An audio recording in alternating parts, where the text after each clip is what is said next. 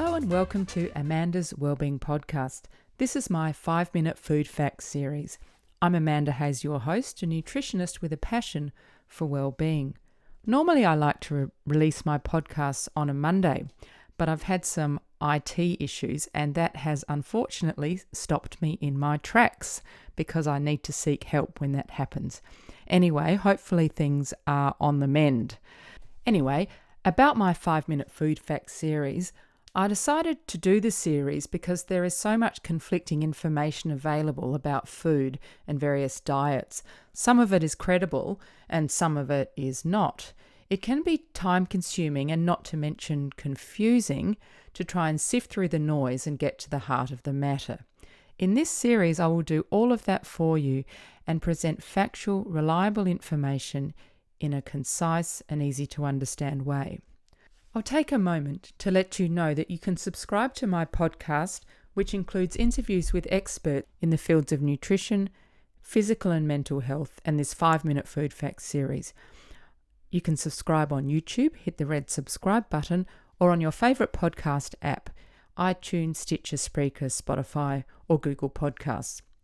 The content of my 5-minute food facts series is for information purposes only and is not intended to replace the advice of your health professional. Today I am going to discuss processed foods.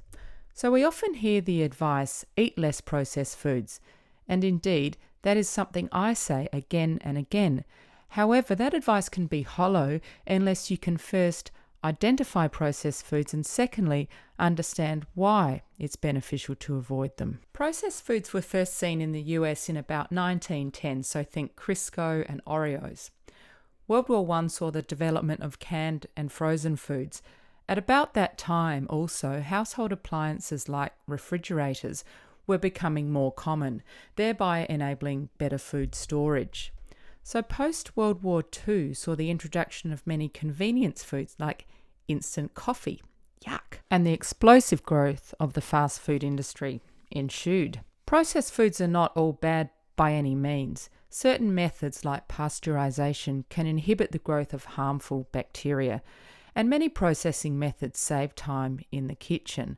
I remember a story that my mum told me that after the Second World War, my grandmother, a pianist, was whisked off to live on a farm with my grandfather, her new husband. He presented the poor woman, who had spent most of her youth on a piano stool and not in the kitchen, and therefore had limited cooking skills, with a beheaded chook to defeather, gut and cook for the shearers. I bet she would have liked to pop down to the local supermarket and buy a plucked and packaged chook from the refrigerated aisle. So I think really to avoid or limit processed foods, as I mentioned, it's really important to understand what they actually are. So processed foods are classified according to how much they've been altered. So first you have unprocessed or minimally processed foods, and those are whole foods in their natural state or nearly natural state. A minimally processed food may be altered by drying, boiling or freezing, for example, to make it more suitable to consume or safer to store. Next you have a food that has been processed, and this is one that has been changed from its natural state with the addition of 2 or 3 other ingredients like sugar, salt or oil. And examples of these are canned vegetables or freshly baked bread, but not supermarket style bread.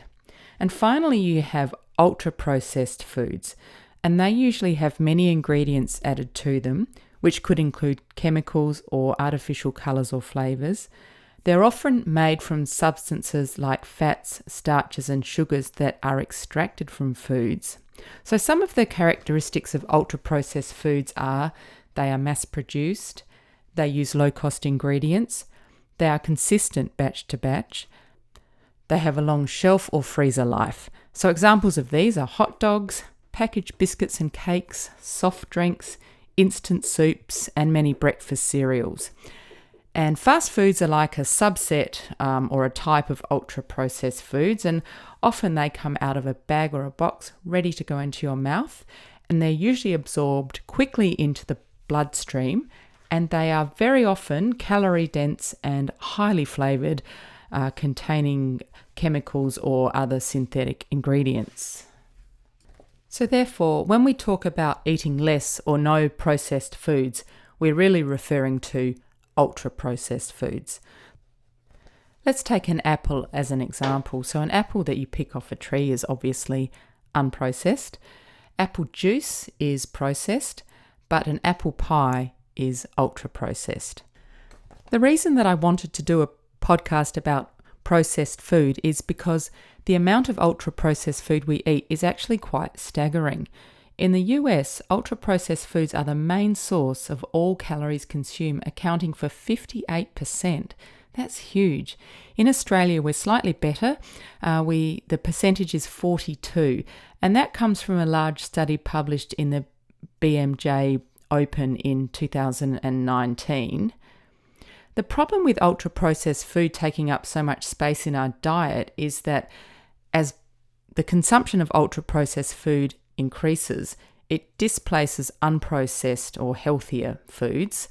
Plus, it is associated with the risk of diet-related non-communicable diseases, which I'll talk about in a minute. Many reasons why ultra-processed foods make up such a substantial part of our diet, and just off the top of my head, I mean, they're convenient. If you don't have much time to cook, they're easy.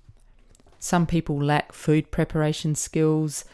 Some people live in places called food deserts where they don't have access to fresh or minimally processed foods. And some people have a lack of knowledge about food and nutrition. So in my opinion, most or all of these issues could be addressed.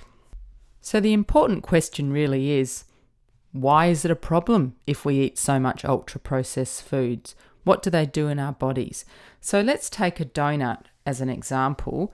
So a donut is made with white flour, added sugar, and partially hydrogenated oil like soybean or cottonseed oil. All the ingredients themselves are highly processed and mixed together to make a palatable sweet. So for example, the white flour has all the dietary fibre stripped away. The partially hydrogenated oil has been chemically altered, and there is absolutely nothing good for you about oils like that. And the added sugar is quickly and easily absorbed into the bloodstream. So the bloodstream is flooded with glucose, leading to a spike in insulin, and the continual repetition of this roller coaster has been implicated in the development of obesity, diabetes, and even heart disease. Apart from dietary fibre being taken away, ultra-processed foods lack other important nutrients like antioxidants.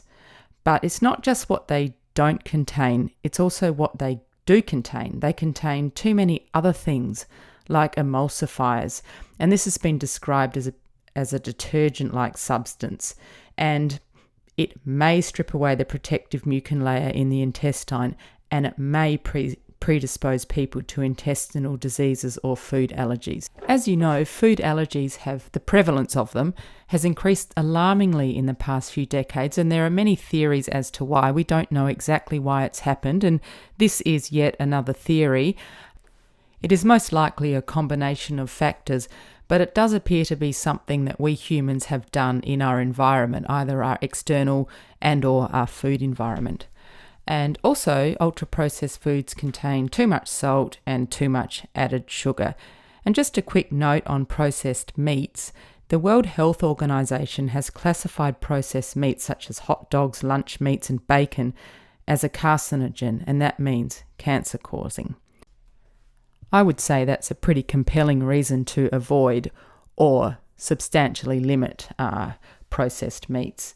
Just another aside, the production of all these monocrops to produce the ingredients for processed foods, like soybean, wheat, things like that, has been implicated in soil erosion and environmental damage. So really, there's nothing good in this picture. And then just a couple of studies. Recently, a study, although it was small, it was only 20 participants, the subjects were put on an ultra-processed and then a minimally processed diet for 2 weeks per diet. They were allowed to determine how much they wanted to eat, and the findings were that on the ultra-processed diet, the subjects consumed 500 calories, that is 2,100 kilojoules more per day. Their carbohydrate and fat intake increased, but their protein intake didn't. They nearly all gained weight. So that's interesting. And another study in France of 100,000 adults found that those who consumed more ultra-processed food had higher risk of cardiovascular disease. So that was an observational study, which shows an association, not a cause per se. However, it's not coming down in favour of eating ultra-processed foods. And then in a review written by Dr. Joel Fuhrman, who's been described as a celebrity doctor, which I must say does ring a few alarm bells for me, he makes some shocking observations about the US diet, which is often referred to as the SAD diet, SAD, SAD being an acronym for Standard American Diet. He says, over the past 50 years, the health of Americans has gotten worse, and 71 to 88% are overweight or obese. The cutoff depends on which definition of obese you use and which BMI cutoff. He says, today, eating processed foods and fast foods may kill more people prematurely than cigarette smoking. And he also says, sugar may even stimulate the brain in an addictive fashion. Celebrity or not, no doctors or health professionals are advocating that we should increase our consumption of ultra-processed food. I've never heard anyone say that. And out of interest, Australia has the 5th highest rate of obesity in the OECD. So that's 28% of our population over 15 years. Articles in medical journals report a direct association between ultra-processed food consumption and obesity. And as we know, obesity is associated with an increased risk for cancer, hypertension, and stroke and other non-communicable diseases. It seems self-evident that strategies to reduce the consumption of ultra-processed foods are needed. Examples of such strategies could be restricting their sale in schools. So listen to my podcast with Mark Hurd from August 2019 to hear about someone who's really successfully done that at a school here in Adelaide, and it's had some excellent results. Another one would be tightening up rules and regulations about misleading health claims on some ultra-processed foods. An example that springs to mind for me is certain cereals claim that they, for example, are high in protein, like this is a really good and healthy thing, but they don't mention they're also high in sugar and other weird additives. So they just cherry pick out one thing and make it look as though the whole cereal is actually healthy for you when it probably is not. So there you go. Knowledge is power, people. Be aware of what you put into your mouth. And instead of a high protein, gluten-free, sugar-free, vitamin and mineral enhanced energy bar, just grab a handful of raw nuts and an apple and you're good to go. So thank you very much for listening to this podcast today. I hope you found it useful. You can subscribe to my podcast, Amanda's Wellbeing Podcast, on YouTube. Hit the subscribe button, and while you're there, click on the bell to be alerted when new episodes are available. You can also subscribe on your favourite podcast app, including iTunes, Stitcher, Spreaker, Spotify, or Google Podcasts. And you can follow the podcast on Twitter, Instagram, and Facebook.